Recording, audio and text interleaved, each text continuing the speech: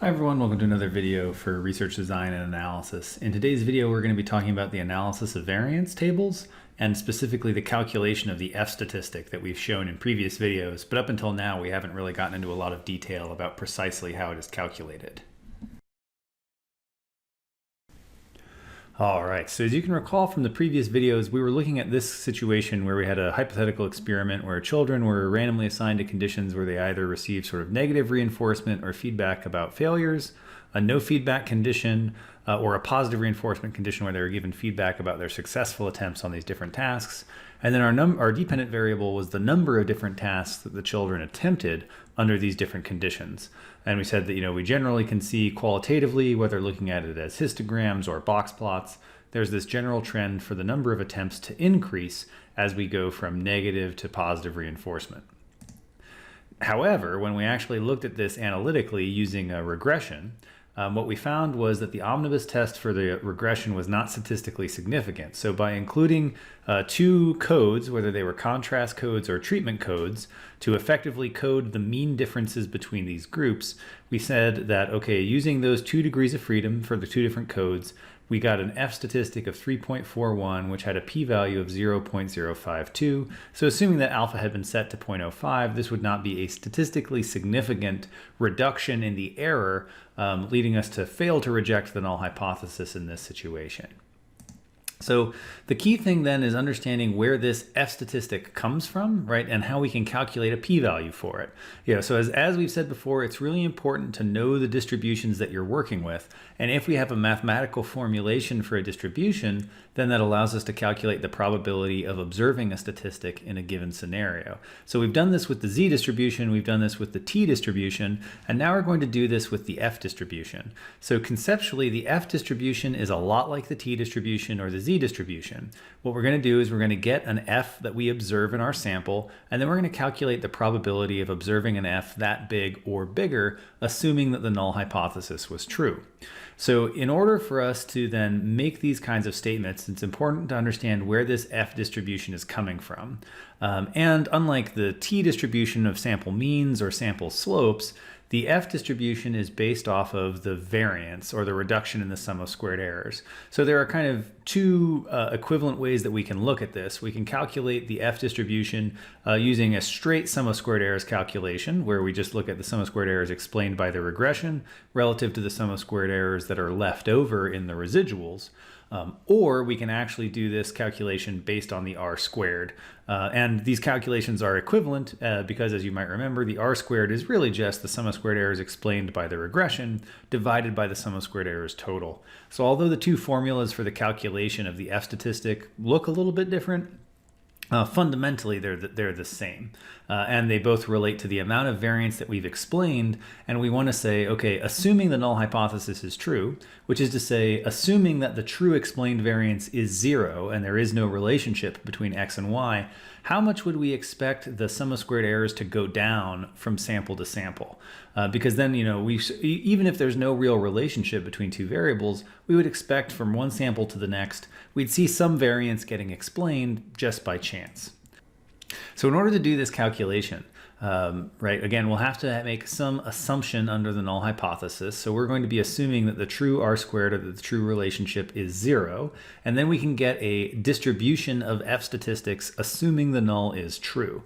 Now, critically, unlike the T distribution or unlike the Z distribution, the shape of this sampling distribution depends both on the number of estimated parameters, which we'll call P, and the number of observations in the sample, which we'll call N. So in this way, the F distribution has 2 degrees of freedom, whereas the T distribution that we've looked at before only had a single degree of freedom.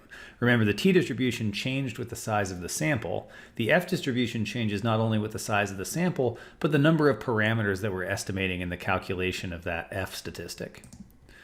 So the F observed, right, we can, like I said, we can think about in two different formulations. We can either look at it based purely on the sum of squared errors, where F observed is the ratio between the mean squared error of the regression, right, to the mean squared error of the residuals. That is, how much did our sum of squared errors go down when we included these factors in the regression model compared to how much variance is left over. And those mean squared errors, again, right, are based on the sum of squared errors of the regression divided by the appropriate degrees of freedom, and the sum of squared errors of the residuals divided by the appropriate degrees of freedom. This can equivalently be rewritten in terms of R squared rather than the sums of squared errors, and conceptually it's very similar, because remember that R squared is the explained variance. So F observed will be based on then the explained variance divided by the number of additional parameters that we added in one model compared to the previous model. And we can divide that by the unexplained variance that remains over the number of observation minus the total number of parameters in the full model. So in both cases, right, whether we're thinking about this in terms of the reduction of the sum of squared errors, or we're thinking about this of the ratio of the explained variance to the unexplained variance, what we're really looking at is the variance explained per parameter used divided by the variance remaining per degree of freedom remaining. And so then this ratio will follow a very specific distribution known as the F-distribution, assuming that the true variance is 0. So if the true relationship, right, or the true R squared between what we observe and what we're using as predictors is 0, we're still going to expect to occasionally explain some variance per parameter just due to chance. But that will be larger, right? Or sorry, that will be relatively small relative to the variance remaining per degrees of freedom, because this is essentially, you know, the error relative to the number of parameters we could still fit. So if this F ratio is 1, we've essentially explained exactly the amount of variance that we would expect to explain for a single parameter just due to sampling variability. The larger this F ratio gets, the more variance we're explaining for that single parameter relative to the variance we would expect to explain just due to sampling variability. So again, an F statistic of about 1 is very typical, and it's well in line with the null hypothesis. As that F statistic gets larger and larger, that's when we start to think, well, maybe there's something systematic going on here and we actually need to reject the null hypothesis.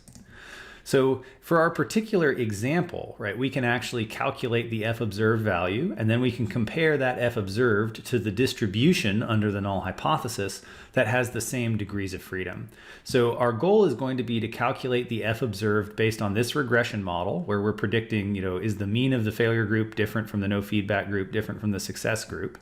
And we're going to have 2 parameters that we need to estimate, because as a reminder, right, if we have 3 levels in our categorical factor, we need 2 codes, because we always need the number of codes minus 1. So in order to capture all 3 levels, we're going to need 2 codes, which means we're estimating 2 parameters.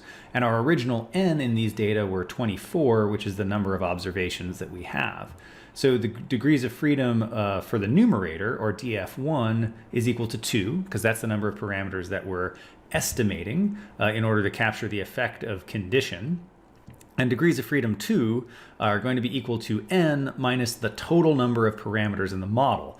And the total number of parameters in the model is 2 for the effective condition, but also remember we have that intercept. So it's really 2 plus 1, which is 3.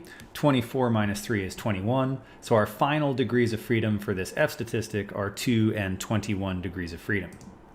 So if we do that, this is just a simulation, but again, because I want you to think about this visually and not necessarily worry about the mathematics of actually deriving this F distribution. The idea is that we always will be able to generate an F distribution under the null hypothesis given a particular degrees of freedom. And in this case, right, this is the density of F statistics as a function of what that F value actually is, right? So we can see it's not uncommon to get an F of 1, right? But as you get an F of 2, that's much less common. An F of 3 is less common. An F of 4 is pretty uncommon. And then F values beyond that start to get more and more rare. So if we observe an F statistic in this range of kind of 1 to 2, that's pretty typical to what we would expect due to sampling variability alone. But if our F values start to exceed, 4 to 5, that's going to be pretty unusual, and that suggests that the null hypothesis might not be correct, and we might be better off rejecting it. So let's calculate F observed in this particular sample. So we have our total sum of squared errors for the number of attempts that the students took on these different exams. So again, that sum of squares total is calculated just by taking each individual person's attempt minus the mean number of attempt, squaring those values, and then adding them all together. Next, we can get the sum of squared errors of the residuals, right? The sum of squared errors of the residuals is equal to our model's prediction. So now we take the model into account where in each group, we're estimating the mean for that group, and we'll subtract off what each person's observation was, and that will leave us with a unique residual for each person.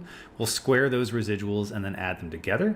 So after accounting for the different groups in our model, we've gone from a total sum of squared errors of 30.96 down to a sum of squared errors of the residuals of 23.38, which means we have reduced the sum of squared errors by 7.58. And we could either calculate that by taking the sum of our model's predictions relative to the overall mean, as shown here. We could then square those deviations and then add them together. Or we could just do it by subtraction, because once we already have the total and once we have the residuals, then we know that the sum of squared errors explained by the regression has to be equal to the sum of squared errors total minus the sum of squared errors of the residuals.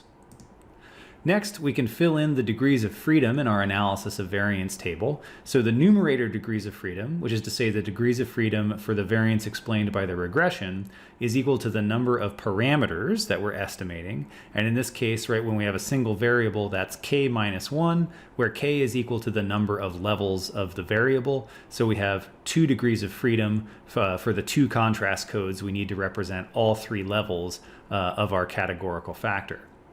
For the degrees of freedom of the residuals, it's going to be equal to n minus p, where p are the total number of parameters in the equation. And so as a reminder, right, we've got our 2 contrast-coded x variables to represent our 3 different groups. So we're estimating 2 parameters there. But when we consider the total model, we need 3 parameters because there's also this intercept. So in the numerator degrees of freedom, we're using 2 parameters to estimate the effective condition. But for total parameters, right, we actually have 3 because we have the 2 that we used to estimate the effective condition plus an intercept. So it's going to be 3 total. So we're going to have 2 and then 24 minus 3 gives us 21 degrees of freedom. To calculate the mean squared error, that's a pretty straightforward calculation because we're just dividing the sum of squared errors divided by the degrees of freedom in that row, and that gives us the mean squared error. So this tells us about the reduction in the sum of squares per parameter relative to the possible reduction in the sum of squares per remaining degrees of freedom. So this tells us then approximately how much variability we would kind of expect to use for a single parameter. And this tells us how much variance we explained on average for a single parameter. So we can then take the ratio of those 2 things to arrive at an F statistic of 3.41, which then tells us that the variability that we explained is about 3.4 times larger than the variability that we would explain or should explain due to sampling variability alone, which seems pretty big. But then when we actually go to calculate the p-value for this F observed, right, we can draw this, the F observed value here of 3.41, and we find that that only has a p-value of 0.052, which means, right, 5.2% of the sampling distribution when F has 2 and 21 degrees of freedom fell beyond that point. So if our alpha level was set to 0.05, getting this p-value of 0.052 would not be statistically significant because it didn't cross that threshold and go into that area kind of below the p of 0.05. So we would not reject the null hypothesis in this situation. I would say we should fail to reject the null hypothesis in this situation because it didn't meet our minimum level of evidence. Which again isn't to say that that's the only thing you need to consider when making decisions about your data. But kind of all else being equal, and we want to control our type 1 error rate, this would not be a statistically significant reduction in the variance. And so we would probably kind of stop there, and we would conclude that we didn't find reliable evidence that this type of feedback really had an influence on the schedules that the students chose, or sorry, on the number of attempts that the students chose. Now, you could drill deeper into that if you had strong a priori reasons for looking at individual comparisons, for instance, looking at the failure group relative to the success group. But I think the most important thing is just to remember that when we get this non-significant p-value, that's not evidence of no difference. That's just a lack of evidence for a difference. So we can't say that these groups are the same, and we can't say that the condition has no effect. We just failed to find reliable evidence for an effect in this situation.